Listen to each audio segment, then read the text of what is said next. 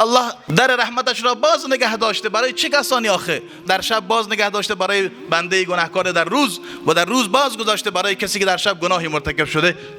یبسط یده، دستش را باز گذاشته و خودش رو برای گناهکاران این گونه معرفی میکند که غافر الذنب قابل التوب شدید العقاب.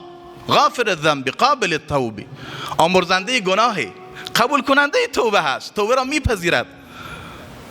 و هو الذی یقبل التوبه عن عباده و یعفو عن السیئات. او کسی است که توبه را قبول میکند و گناهان را عفو میکند و میبخشد. به دنبال یه بهانه‌ای هست و یک حرکتی از بنده است که توبه و استغفاری بکند، خط بطلان بر تمامی گناهانش بکشد. به این خاطر در حدیث قدسی الله سبحانه و تعالی میفرماید که اذا تقرب الی عبدی شبرا تقربت منه ذراعا و اذا تقرب الی ذراعا تقربت منه باعا و ان اتانی یمشی اتیته هروله. خوب این حدیث دقت بکنید. چه کسی این فرمایش را دارد؟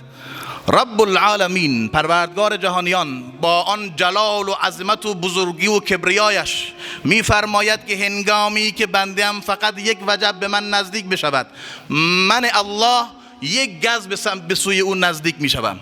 اگر بنده‌ام یک گز به سوی من نزدیک بشود و حرکت بکند، من دو تا دست باز، دو بغل به او نزدیک میشوم. و این اتانی یمشی اتیته هروله.